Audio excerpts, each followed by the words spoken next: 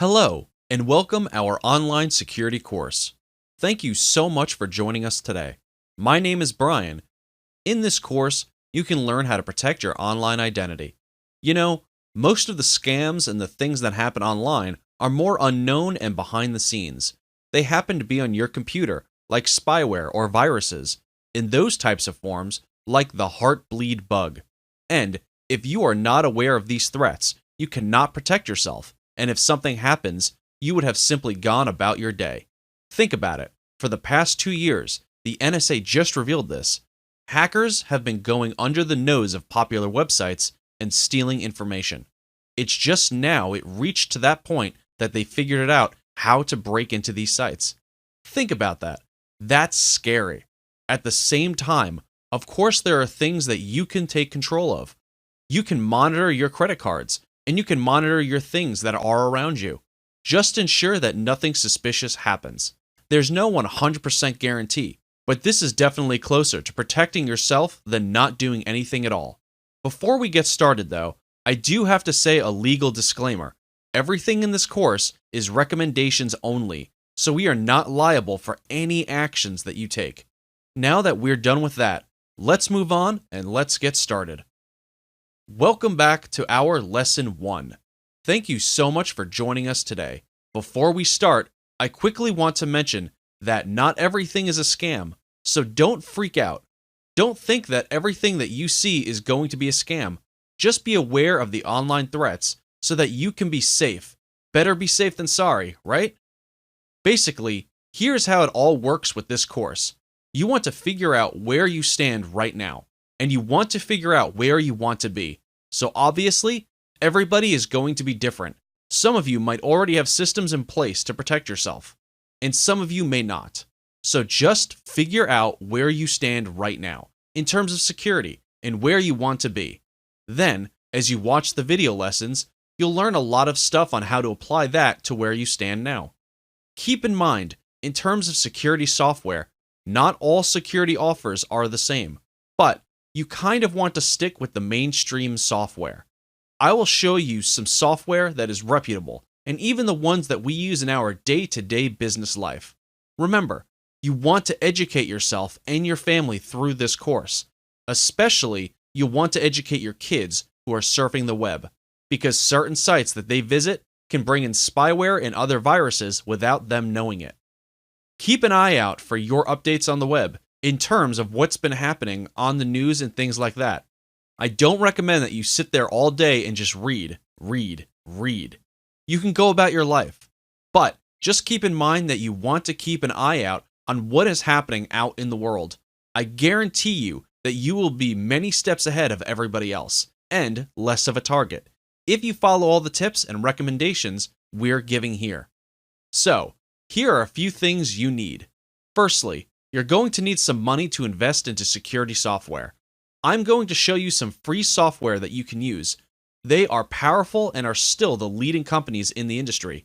For some of them, though, you might need to upgrade to the pro version, and it is worthwhile, in my opinion, to secure your site and secure your computers.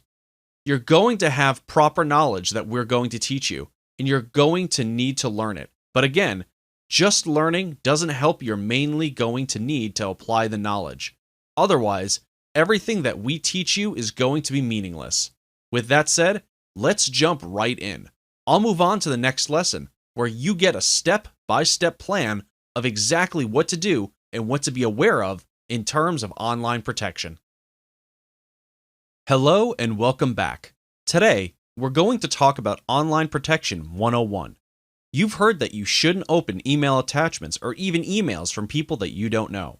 However, keep in mind that some of the viruses can attack people that you do know, and you have no idea that the pictures, the family photos that they're sending you are attached with viruses and spyware because their computer got infected. That's what smart hackers began to figure out. They figured out that if you get an email from your family, your loved ones, your husband, your wife, your son, your granddaughter, grandson, and so forth, then you're most likely going to open that email, rather than an email from a stranger. Obviously, that is an issue. If you have the proper antivirus software set up, that will be scanning your email attachments, your browsers, and everything you visit in terms of websites. In this case, it will detect if there is a virus or spyware coming through your computer. That's definitely a plus. You can eliminate that by just common sense. If you think, okay, I've got an email from my cousin, but the email doesn't even sound like my cousin from the way that things are worded or the grammar, it is best to just contact them and say, hey, did you send this to me? And verify that before anything happens. Like I said earlier, if you have your entire software set up, then it will scan for these threats. Some free software will do this, and some won't. Sometimes we'll have to upgrade to the Pro version. I'll show you some antivirus software that will help you with this. When we had situations similar in the past, the antivirus software and the spyware software caught it before it did any damage. Another thing I want to mention is that if you are using a program like Outlook Express, Thunderbird, or any other type of email software that sits on your computer that automatically accepts email attachments and opens them up, so you're going to need to have an antivirus system on your computer. Again, if you don't, these types of software will tend to automatically open the email attachment. Then, if you don't have the systems in place to scan these attachments, guess what? You're going to be compromised and have a security breach. That's why I like to stick with web-based email programs like Gmail. Even if you're using sites like AOL or your internet service provider, it's probably better to access the emails by going directly to the website. For example, go to something like mail.yahoo.com or Gmail instead of using a program like Outlook Express, simply because if you go to the email, you're less likely to get a virus. That's especially true if your software will automatically download the email attachments. So, I just want to give you that tip so that you can eliminate threats as much as possible. Another thing I would like to mention is educate your children about downloading. A lot of times, your children will download stuff like free screensavers, free games, free movies, and stuff like that. Remember, free stuff is not always free in the real world. Free stuff always has something attached to it. Big sites like Netflix, Amazon, Crackle, and stuff like that is fine to visit because they're legitimate. Just make sure you do your research and your due diligence beforehand for other sites. Keep in mind, some of these sites will have spyware. If you go to the wrong sites, and a lot of times children or your elderly parents will go to the wrong sites and can download the spyware without knowing it. I'm not targeting a specific group here by saying elderly or young children or whomever. Just in general, you want to make sure that you watch out for free stuff. Having helped tons and tons of people to get rid of viruses, I've found over the years, a lot of hackers tend to focus on the elderly or people that are not suspecting. Just keep that in mind. That's why I'm focusing your attention on specific groups. Even if you're a young person and not really aware of what's going on, free stuff tends to be attached with spyware and other things like that. Not always, but a good majority of it. And again, it may contain viruses, spyware, and so forth. But how can you prevent your children and other people that are using your computer, which you might be using for work, from visiting these kinds of sites?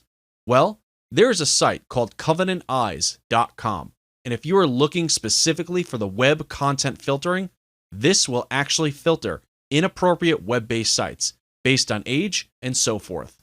They provide other stuff, but the main thing that I want you to focus on is web content filtering, because if your children go to, let's say, an inappropriate site, and they don't even know that they're doing that, like they're trying to get free stuff from Wherezy sites or other inappropriate types of sites, then they will probably get some sort of spyware, and you have no idea that it happened until you see your internet browser begins to slow down to a crawl. You start getting all these pop-ups with inappropriate, naughty type stuff, but at that point, it's kind of too late. You need to have the security in place beforehand. Otherwise, your computer is going to go pretty much to a crawl in terms of your internet surfing. Another thing that I would highly recommend is that if you have credit cards you use online, try to create a credit card specifically for online purchases. You can also use what we call prepaid credit cards, so prepaid Visa or prepaid MasterCard, that you can use specifically for online purchases.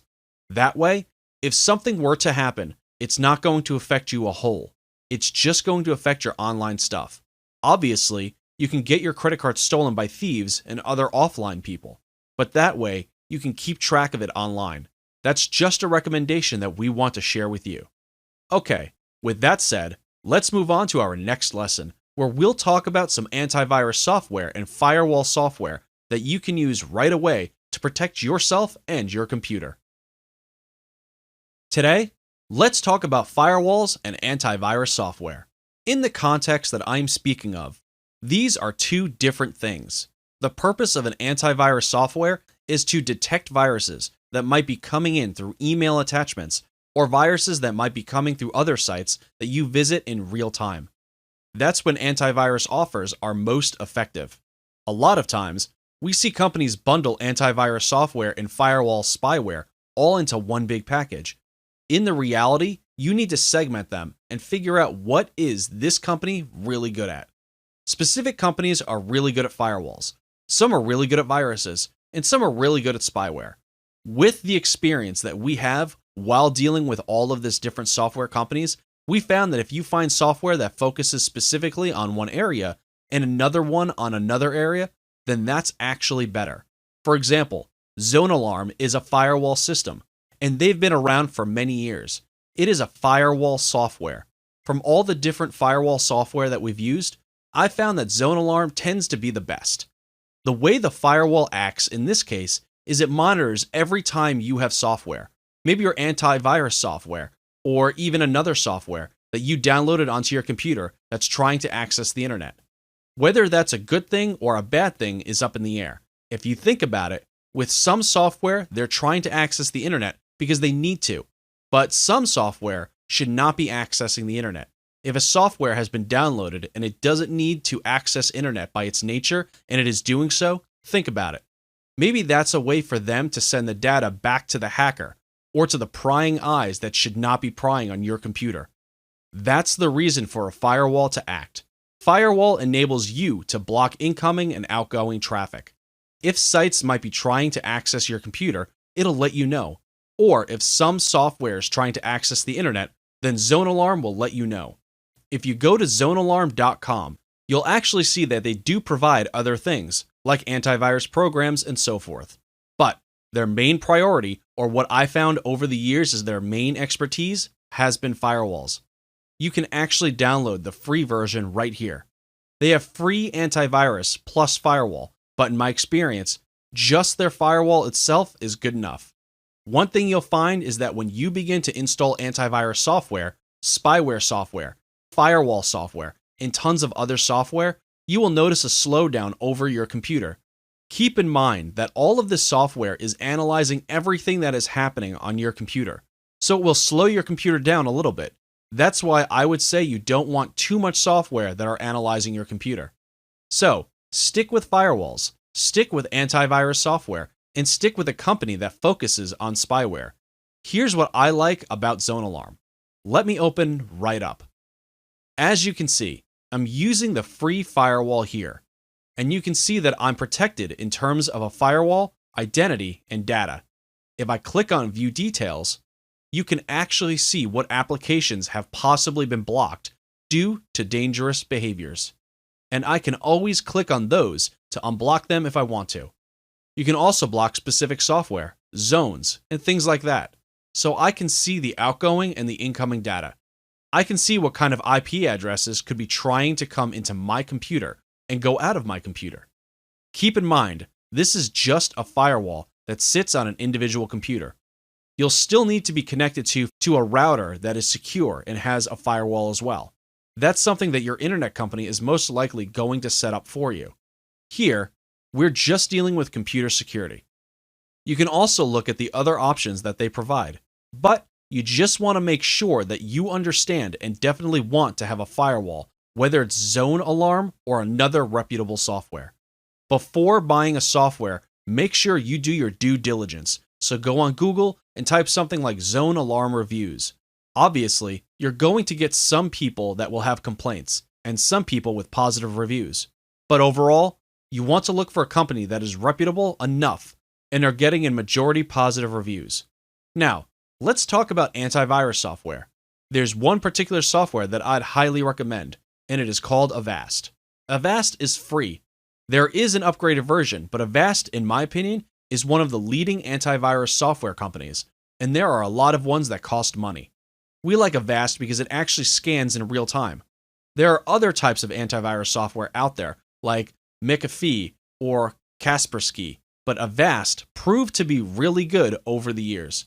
They also have 3 different versions here. The free version, as you can see, scans for viruses, spyware, and so forth. It has generalized malware protection. It's mainly these 2 that you need. If you want to have it, for example, scanning emails and other things like that, you will want to upgrade to the Premier version. I would say it is worth the investment. As you can see, I have it on my own computer right now, and it scans real time.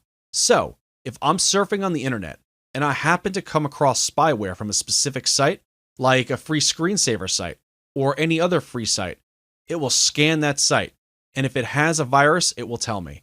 It will actually remove it right away. That's what you want. They also have a system that will integrate into your browser, so it's one step further. Upgrading or not is up to you. What I recommend that you do is just get Avast and download the free version. Check it out, and if you really like it, you can go ahead and upgrade to their other versions. What I like about the Premier version, which is what I have, is you can actually do a quick scan. You can do a full scan too. You can clean up your browser from lots of toolbars and where unneeded spyware tends to go. Spyware is a different type of virus. They are both forms of unwanted or malicious software, sometimes called malware. Spyware collects information about you without appropriate notice and consent. A computer virus spreads software, usually malicious in nature, from computer to computer. So, as you can see, spyware is not really a virus, so you need to understand the difference, and you need to understand why you need a spyware protection software that's focused on only spyware. Avast is very good for viruses. With that, let's move on to the next lesson, where we talk about spyware and malware in detail. Welcome back. Now, let's talk about spyware. The way spyware works is it gets onto your computer and it basically spies on you. It looks at all the websites you visit, what you do on your computer, what you type into your computer. It spies on the mouse, clicks, and so forth. Imagine going to a financial bank site, filling in your username and password, and that information being sent to the spyware hackers themselves. That's what spyware is. Spyware can do a lot of other things. It can hijack your browser. One of the symptoms that you might face is very slow internet surfing. For example, you go to the browser, whether it's Google Chrome or Firefox, and it hijacks your host file, which is part of your computer. Basically, then your host file talks to your internet browser, and if it hijacks it, it can hijack your homepage. So every time you type something up at the top, or you go to your homepage, it goes to a different page. There are other symptoms besides just the spying itself. There are 2 different software that I'd highly recommend that you get started with. The first one is located at safer-networking.org, and that software is called Spybot. There is a free version and there is a pro version that you can upgrade to, and there is a business version too. If you go to the downloads here, you can actually download it for free, as you can see here. You can upgrade to the professional version and go from that point on. I always recommend starting with the free edition. If you like it, then you can upgrade. If you don't really like Spybot, you can always use a different program, but Spybot was one of the first ones that was free. They are also the first few anti-spyware types of software that ever created. The second software, which is one of the leading anti-spyware software, is called SpySweeper. SpySweeper was created by Webroot, and they recently integrated their SpySweeper suites and their antivirus suites together into one. They are really well known for their anti-spyware software. This was actually free back in the day, and it is really good because it really allows you to protect yourself from spyware hijacking your entire browser. It lets you know if it hijacks it, and then it quarantines the spyware as you're surfing online. You can head on over to webroot.com and you'll actually see that SpySweeper is part of their antivirus software. I have it on my computer right now, and what I like about this is it actually tells you, for example, if threats are detected on your computer. you'll need to scan your computer then. I generally scan it about once a week. Click on Scan My Computer, and you can also have other options. It offers real-time scanning. It's got a firewall in it. It's got other types of stuff like identity protection and things like that. So, those are the two software programs that I would highly recommend that you start with. WebRoot does cost money. It is not free, but it is well worth the investment. In this video, I'm going to talk about how to create a spreadsheet to basically centralize and organize your passwords. This video isn't necessarily related to protecting yourself. Rather, it's just about keeping an eye on your passwords and where they are. If something happens, like the Heartbleed bug or anything like that, where your passwords are compromised, then you can update them quickly and easily. This way, if something happened to you, then your loved ones will also have access to your passwords as well.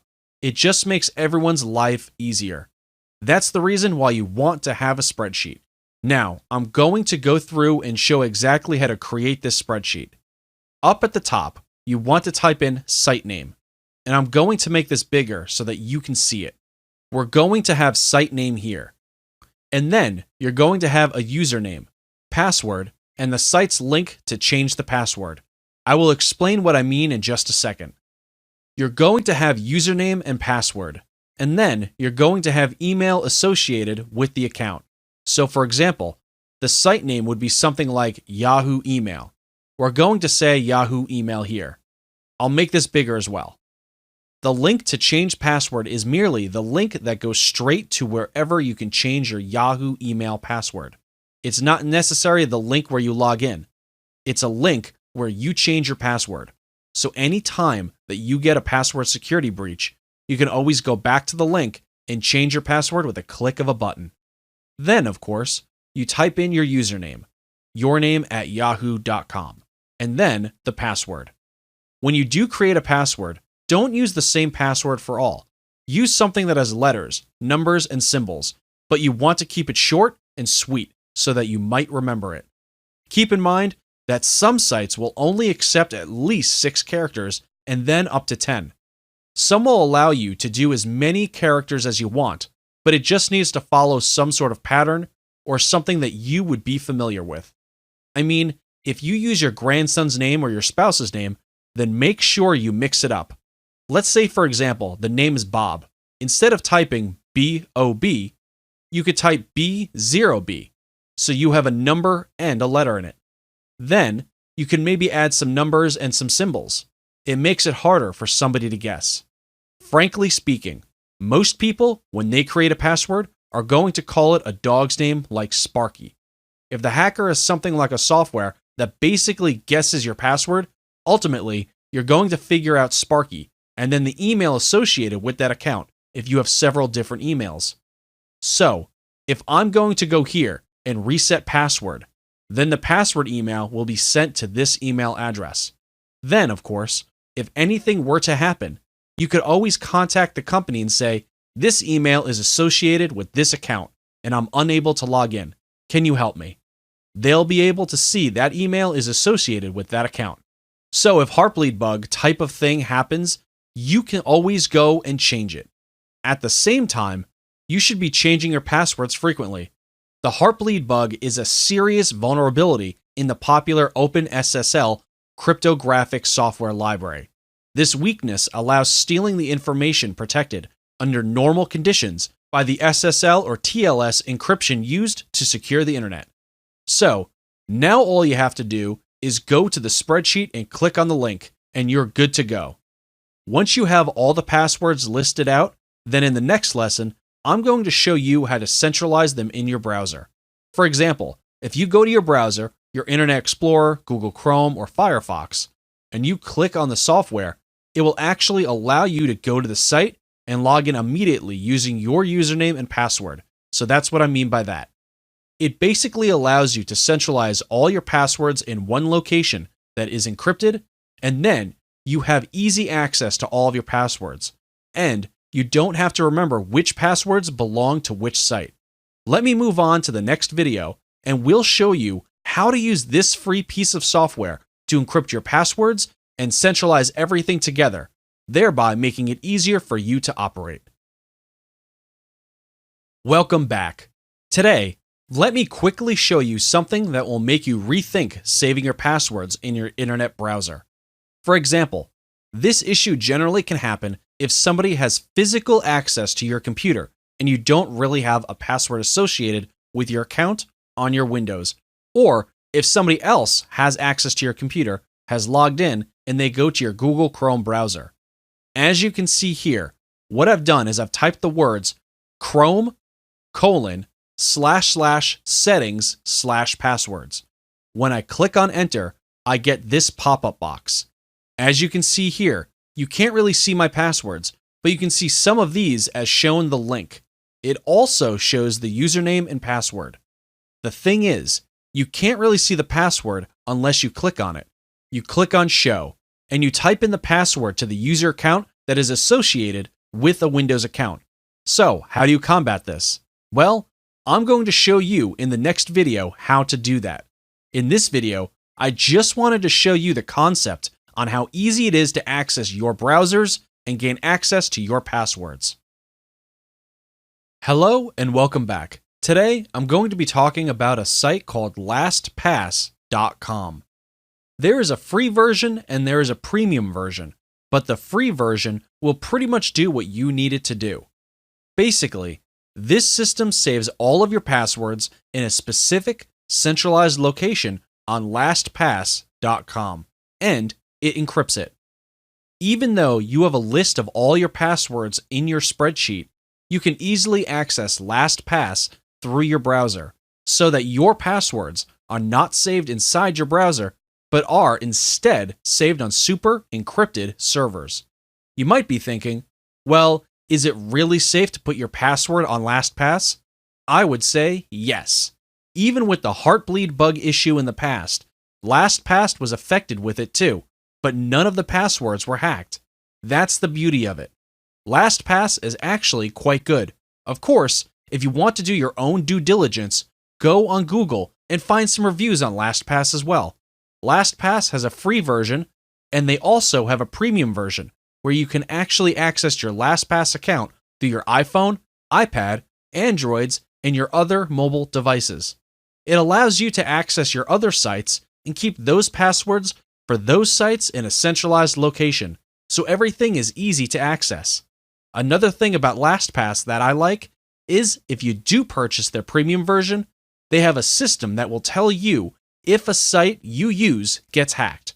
For example, Adobe was hacked a few months ago. When we signed up for the premium for LastPass, it actually told us, hey, your email has been detected as one of the emails that was hacked, so make sure you go change your password for the site. That was awesome. They have monitoring systems set up to notify you of such breaches. It'll also notify you if your password is too weak. If you're using duplicate passwords, it'll give you suggestions on how to secure your passwords further. That way, you don't have to do research and you don't have to figure out how to protect yourself further. They also have more multi-factor authentication options. What that means is that, besides the fact you log into LastPass, they also have other options where you can have 2 steps. A lot of banks use these type of options so that in order to log into your account, you have to have a secondary way of getting in, and they provide those secondary ways to get in. In fact, my LastPass right now is connected to my biometrics, which is my fingerprint for my ThinkPad.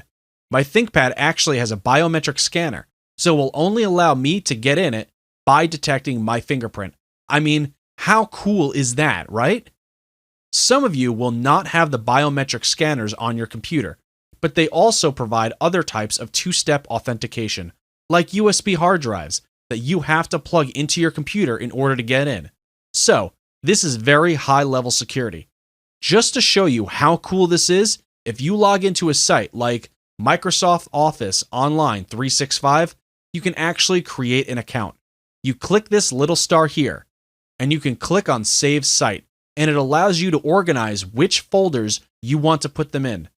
You can put them in your personal folders, work folders, or business folders, and you can also generate complex passwords as well.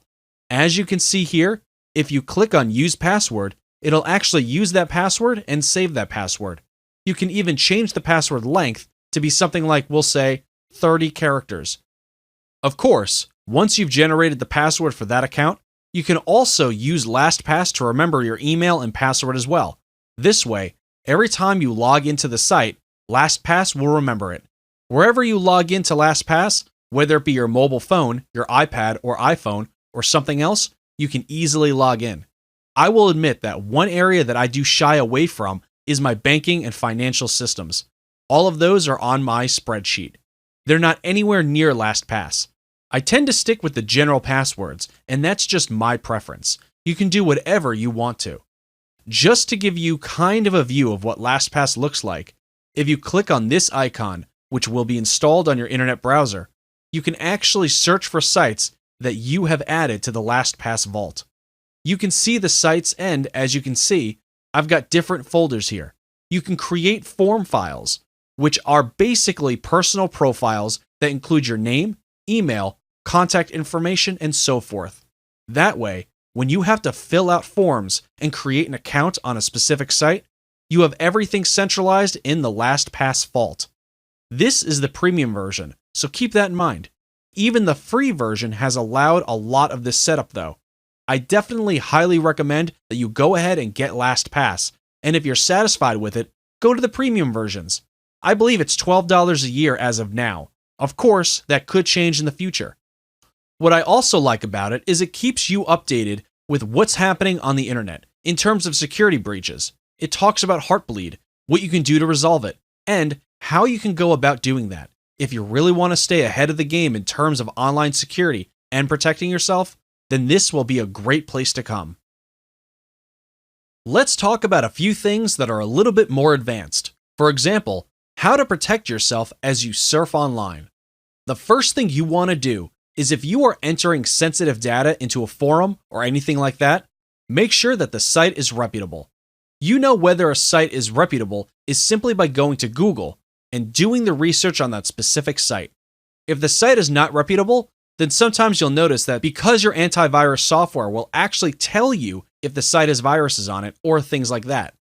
If you're using Google Chrome, Google will let you know as well. If you are entering sensitive data, you want to make sure that at the very top, you have the HTTPS over here.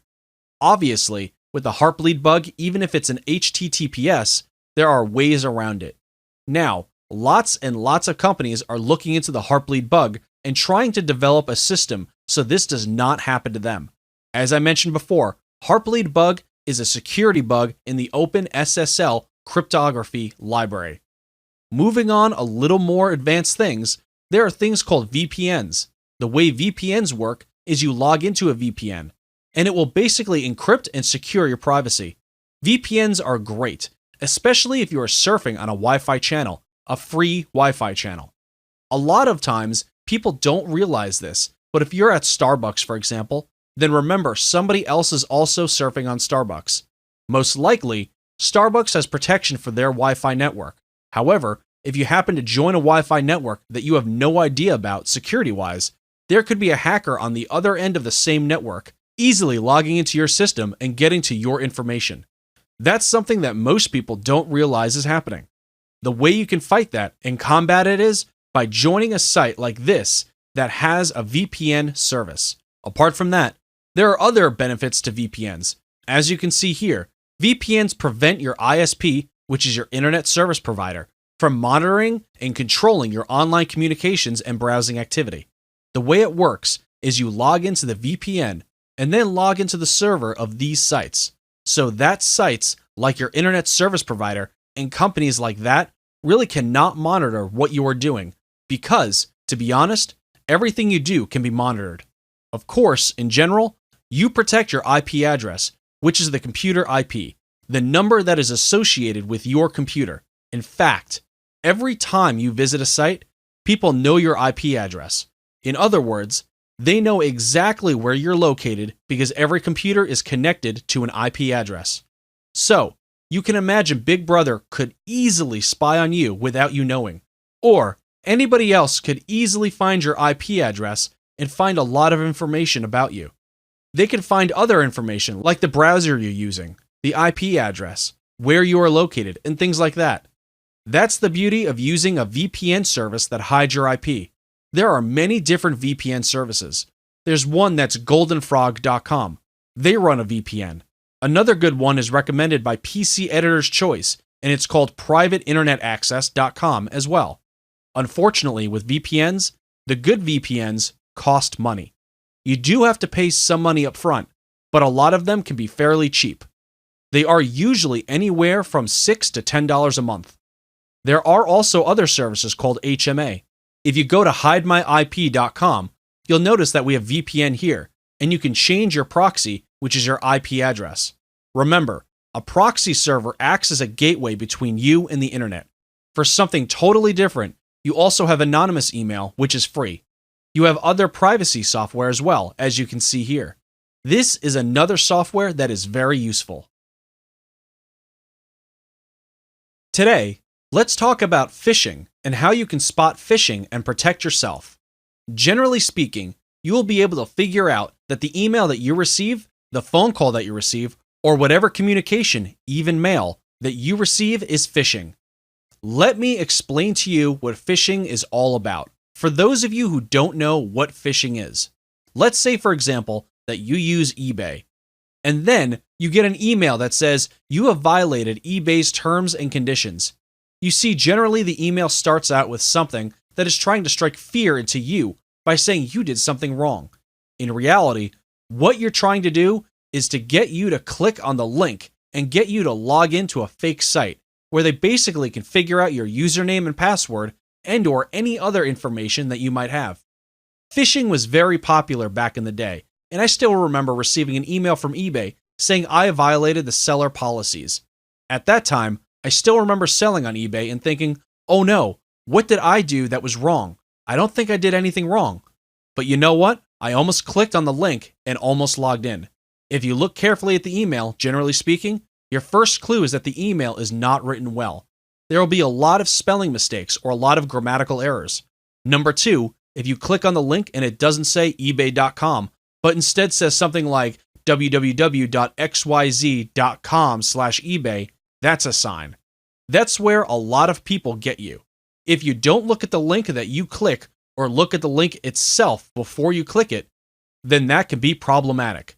So, I've gone to Google and went to their images section just to pull up some examples of phishing emails.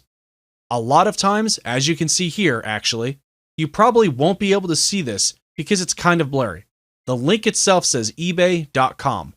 If you hover over the link, you'll actually be able to see whether that link is truly to ebay.com. I don't recommend you click on it because it could have spyware, but let me give you an example here.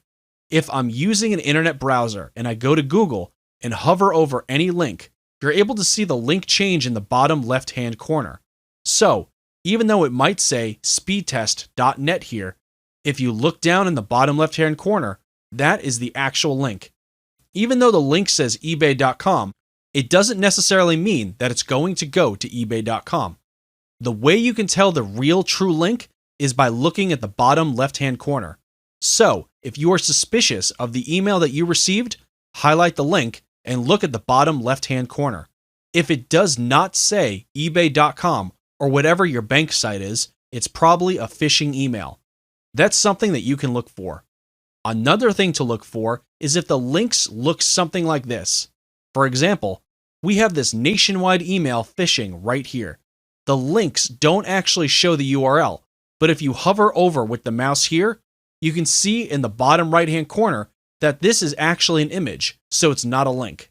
But if you hover over it and you don't see nationwide.com, but instead see something like nationwide.xyz.com, then it is a phishing email. Generally speaking, most people are not going to ask for sensitive information if they already have it. So that's another thing to look for. Those things, generally speaking, are great ways to figure out if the email is trying to phish for your sensitive data. Another thing to look for is on the website. This is a good example here. For example, with Facebook, a lot of these phishing sites will try to mimic the way that the site looks like. So, even though it looks like Facebook, if you look at the top of the URL at the top and it doesn't say facebook.com, then it's most likely a phishing site. Looking at the URL is key. Looking at another phishing email, as you can see, there are a lot of spelling errors, links, email threats, and accusations that you did this or that.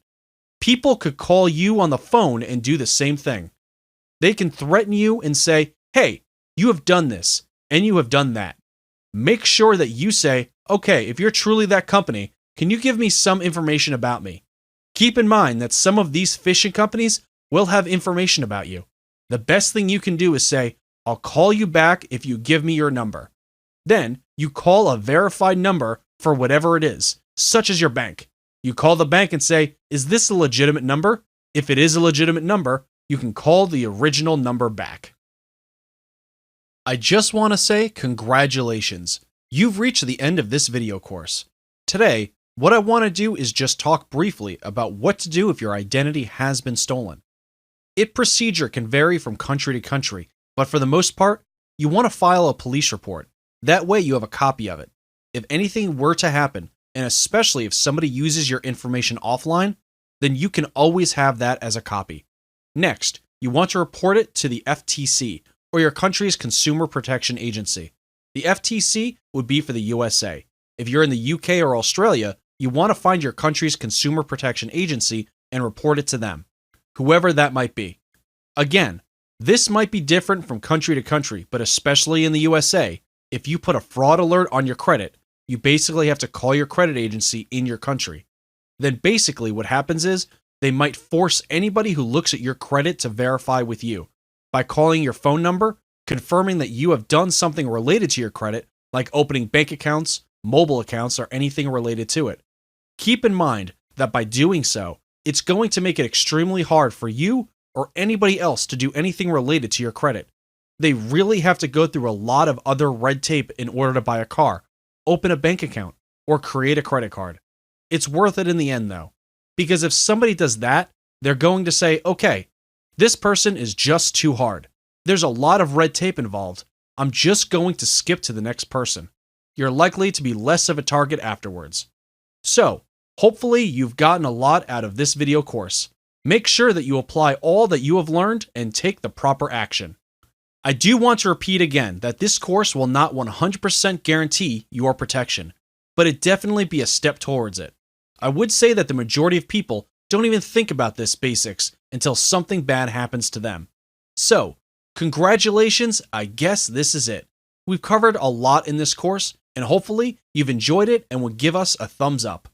Thank you for completing this course, for taking the proper action, and being proactive about your security. Goodbye for now. Congratulations! Well done! You have now completed the whole course. How did it go? Any feedback? If you liked this course, perhaps you'd like to share a testimonial or a review. You can also share your feedback if you have something you'd like to suggest for improvement. Just send us a private message so we take that feedback and improve our content. Thank you very much for your time and dedication. I wish you good luck with your business.